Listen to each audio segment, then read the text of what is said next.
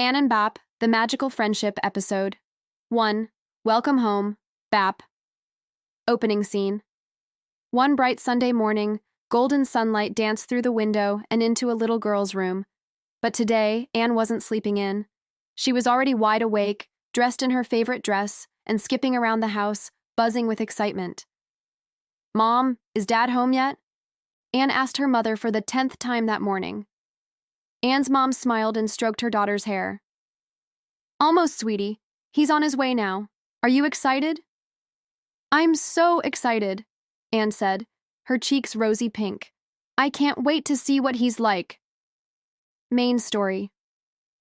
Finally, the familiar sound of her dad's car pulled up outside and let out a happy cheer and ran to the door. Her dad walked in, carrying a small cardboard box with little holes punched in the side. From inside the box came a soft, little whimper. Anne's heart was pounding. Her dad gently placed the box on the floor.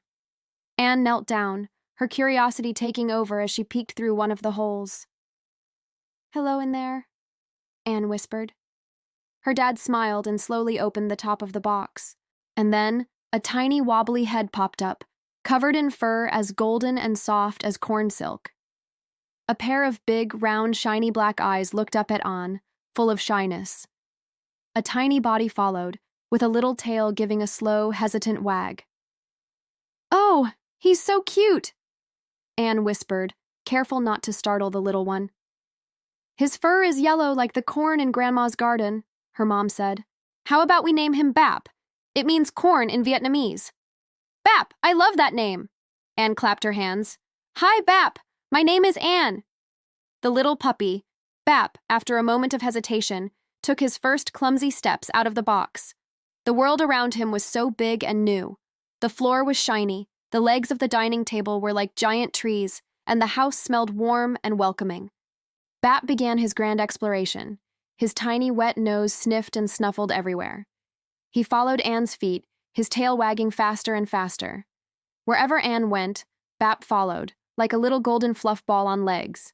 Anne showed Bap everything. "This is the sofa, it's very soft, Bap, and this is my ball. We can play with it later." While exploring the living room, Bap's attention was caught by a small, pretty plant in a pot on a low shelf near the window. Its green leaves looked so interesting. Curious, he trotted over and nudged it with his wet nose. The pot wobbled. Finding this fun, Bap lifted a front paw and playfully pawed at it, and saw him and quickly said, "Bap, no," but it was too late. Crash! The pot fell to the floor, shattering into pieces. Dirt spilled everywhere. Bap jumped back, startled. His ears drooped, and his tail stopped wagging. He looked down at the mess with a guilty expression. He knew he had done something wrong. Anne ran over. She looked at the mess on the floor and then at Bap. Seeing his scared little face, she didn't feel angry at all. She knelt down and gently petted his soft fur. "It's okay, Bap," Anne said softly. "You didn't mean to, did you? But the plant isn't a toy." Her mom came over with a broom and dustpan. "That's right. Bap is a new member of our family, and he needs time to learn the rules of the house. Let's clean this up together." Anne nodded and scurried off to get a cloth. While her mom swept up the broken pieces, Anne wiped the dirt from the floor. Bap sat quietly in a corner, watching them, as if he understood everything. Ending scene. After everything was clean, Anne sat on the floor and called out, "Bap, come here." Bap trotted over and snuggled into Anne's lap. Anne picked up a small squeaky ball and rolled it towards him. This time, Bap understood. The little puppy happily chased after his new toy, playing joyfully with his new best friend. That night, Bap slept soundly in the warm new bed Anne had made for him. Watching the little puppy breathe peacefully, Anne whispered, "Welcome to the family, Bap. We're going to be the best of friends."